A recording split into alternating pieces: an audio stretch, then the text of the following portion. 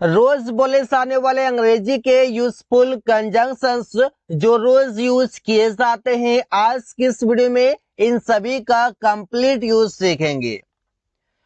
Till या until ये दोनों का मतलब होता है तक, और इसे हम प्रयोग करते हैं समय के साथ। जब समय के साथ आपको बोलना हो तक, तो वहां पर आप टिल या अनटिल दोनों में से किसी को भी यूज कर सकते हैं।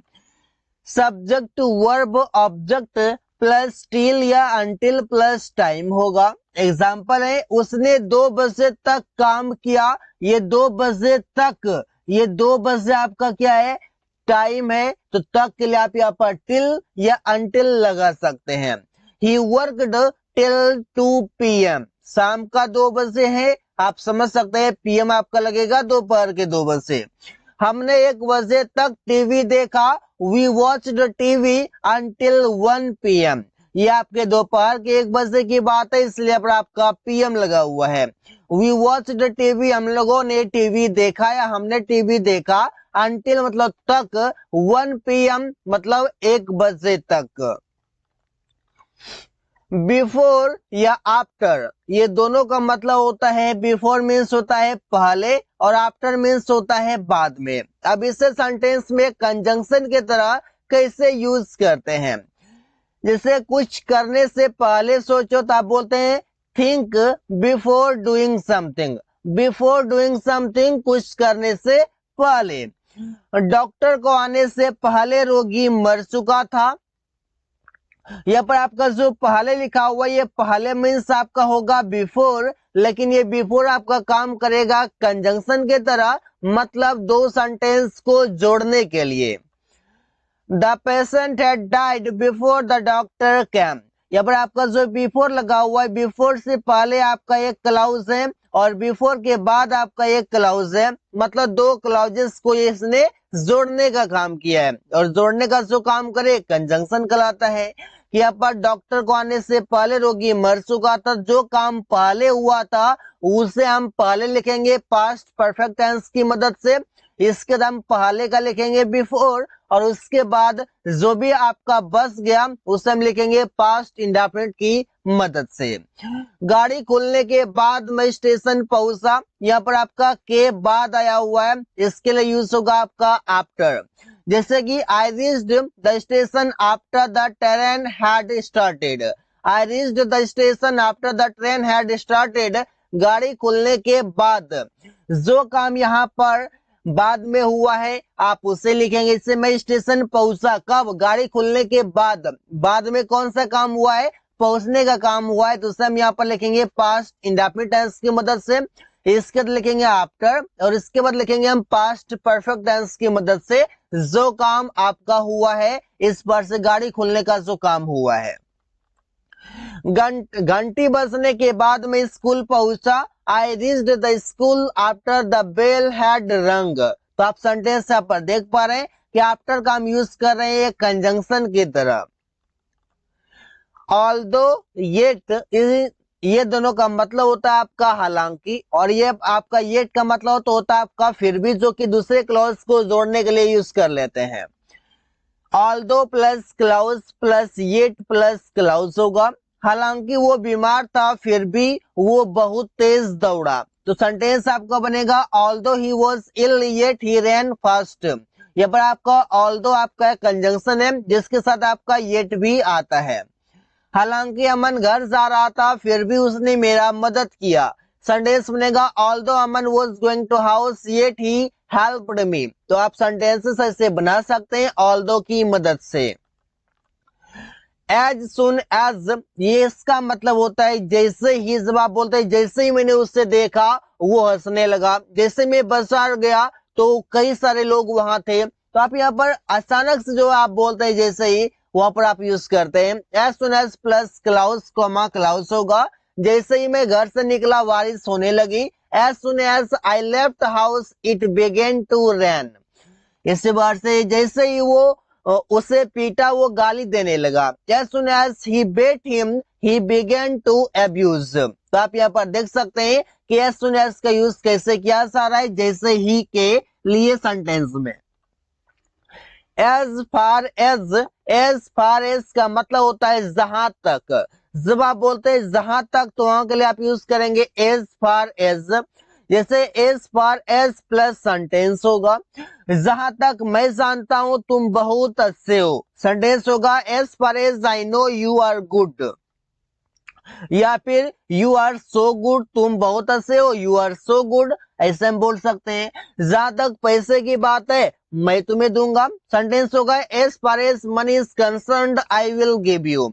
यहाँ पर आप देख सकते हैं एज फार एज, इसके बाद आपका क्लॉज कॉमा फिर आपका क्लॉज आया हुआ है, तो आप ऐसे सेंटेंसेस बना सकते हैं कई सारे एज फार एज की मदद से। इधर और इसका मतलब होता है या तो ये या तो वो। इसका स्ट्रक्चर होगा इधर, फिर आपका लग जाएगा कोई भी नाउन या प्रोनाउन, फिर और फिर नाउन या pronoun plus verb plus object होगा। एग्जाम्पल है या तो वो या तो इसका भाई मुझसे मिलेगा, तो सेंटेंस होगा either she or her brother will meet me. इसी वर्ड से या तो वो या तो तुम सुबह में टहलते हो, सेंटेंस होगा इधर ही और you works in the morning. तो आप यहाँ पर देख सकते हैं सेंटेंस हम ऐसे कई सारे बना सकते हैं गाइस। जब आप बोलते हैं कि या तो वो या तो तुम अंग्रेजी सीख रहे हो, या तो वो या तो रमेश घर जा रहा था, तो आप ऐसे सेंटेंसेस बना सकते हैं कई सारे, और स्पीकिंग में काफी यूज किया जाता है। नीदर नोर इसका मतलब होता है ना तो ये ना तो वो। इसका भी काफी सिंपल स्ट्रक्चर है, नीदर फिर आपका नाउन या प्रोनाउन लगेगा डॉट में, फिर आपका नोर फिर नाउन या pronoun plus verb plus object होगा। ना तो रवि ना तो तुम वहां जा रहे हो, सेंटेंस होगा neither Ravi nor you are going there. इसी प्रकार से न तो वो न तो अमन मुझे पैसे दिया, मतलब दोनों में से कोई नहीं दिया, तो सेंटेंस होगा neither she nor Aman gave me money। तो हम सेंटेंस ऐसे बना सकते हैं गाइस, बहुत ही इजी है सेंटेंस बनाना। बस फॉर्मूला समझिए, कॉन्सेप्ट समझिए और सेंटेंस के ट्रिक को समझकर आप सेंटेंसेस कई सारे बना सकते हैं। वाइल का मतलब होता है गाइस करते करते। अब इसे हम सेंटेंस में यूज करते हैं इस वर्ड से subject verb object while plus V4। जैसे कि अमन गाना सुनते सुनते दौड़ रहा है, Aman is running while listening to music. इस वर्ड से मैं खाते खाते टीवी देख रहा था, I was watching TV while eating. यहाँ पर हो गया आपका पहला यूज वाइल का। और वाइल का दूसरा मतलब होता है जबकि के लिए, जैसे कि मैं सो रहा था जबकि तुम पढ़ रहा था, तो बोलते हैं मैं सो रहा था, तो सेंटेंस बन जाएगा आपका आई वॉज स्लीपिंग, मैं सो रहा था। जबकि जबकि के लिए आपको यहां पर लग जाएगा वाइल, तुम पढ़ रहा था तो यू वर रीडिंग, या फिर आप बोल सकते हैं स्टडिंग भी आप कर सकते हैं कि I was sleeping while you are reading, you were reading. तो आप यहाँ पर सेंटेंस ऐसे बना सकते हैं। वाइल मीन्स आपको यहाँ पर जबकि आ गया। अनटिल वर्सेस अनलेस इसका मतलब होता है जब तक नहीं, और अनटिल यूज होता है टाइम के लिए और अनलेस यूज होता है कंडीशन के लिए। कंडीशन जब होगा तो उसमें अनलेस और टाइम जब होगा तो उसमें अनटिल। जैसे कि अगर मैं बाजार नहीं जाता तो तुम आ सकते हो, सेंटेंस होगा if I go until until I go to market you can come. यहाँ पर देखिए अनलेस आपका जो यहाँ पर लगा हुआ है इसका मतलब होता है अगर बोल सकते हैं, या फिर जब तक मैं बाजार नहीं जाता तुम आ सकते हो। तो जब तक नहीं यहाँ पर आया तो यहाँ पर आपके लिए लगेगा अनलेस। अगर तुम नहीं पढ़ोगे, मतलब जब तक तुम नहीं पढ़ोगे तो परीक्षा पास नहीं करोगे, तो सेंटेंस होगा unless you study you will not pass the exam. यहाँ पर आपका अनलेस का मतलब चाहे आप अगर बोल दे या फिर आप जब तक नहीं बोल दे तो आपका बात एक ही है। और कंडीशन के लिए लगाते हैं आप अनलेस, और अनटिल लगाते हैं टाइम के साथ। यहाँ पर आपका कंडीशन है कि आपको ऐसा करना पड़ेगा तभी आप कर सकते हैं। अगर मैं बाजार नहीं जाता हूं तब तुम आ सकते हो, मतलब यहाँ पर कंडीशन है। अब है जब तक तुम नहीं आओगे मैं इंतजार करूंगा, यहाँ पर टाइम की बातें हो रही है। सेंटेंस होगा until you come to me I will wait. इस बार से जब तक वो नहीं आया मैं पढ़ता रहा। सेंटेंस होगा until he came I kept reading। until he came जब तक वो नहीं आया, I kept reading मैं पढ़ता रहा। यहाँ पर आप देख सकते हैं कि दोनों सेंटेंसेस में आपका टाइम का बात किया गया है, इसलिए यहाँ पर आपका until, और जहां पर कंडीशन का बात हुआ है वहां पर unless। दो का भी मतलब होता है हालांकि। आप बोलते हैं हालांकि वो किताब पढ़ रहा था फिर भी वो मेरे पास आया। Though he was reading the book yet he came to me, यहाँ पर आपका येट भी लगेगा फिर भी के लिए। इस बार हालांकि तुम लोग दिन भर खेलते हो फिर भी बहुत तेज हो। सेंटेंस होगा though you play the whole day yet you are so intelligent. तो हम सेंटेंसेस दो की मदद से बना सकते हैं कई सारे, काफी इजी हैं। सिंस या फोर, इसका मतलब होता है से, दोनों का आप यूज करते हैं से के लिए और किसी टाइम के साथ आप यूज करते हैं। सिंस का मतलब होगा निश्चित समय से, जैसे कि 2 बजे से, 2010 से, 2015 से, इस पर से बोल सकते हैं।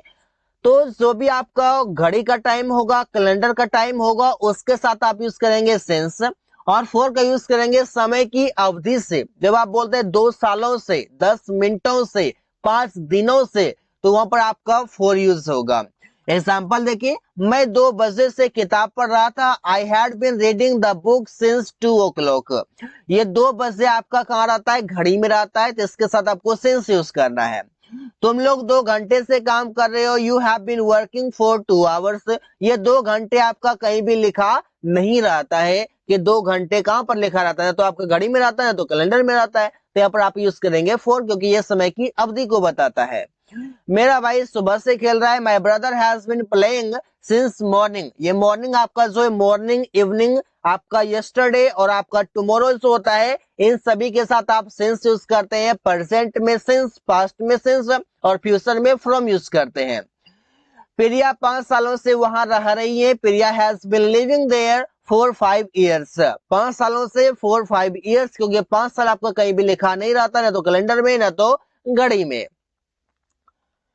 बिकॉज का मतलब होता है क्योंकि, और ये भी आपका काम करेगा एक कंजंक्शन की तरह। आप बोलते हैं कि मैं बाजार नहीं गया क्योंकि मेरे पास पैसे नहीं था। सेंटेंस होगा I did not go to market because I had not money. मेरे पास पैसे नहीं था, I had not money. Because means क्योंकि ये आपका 2 क्लॉजेस को जोड़ने का काम किया है।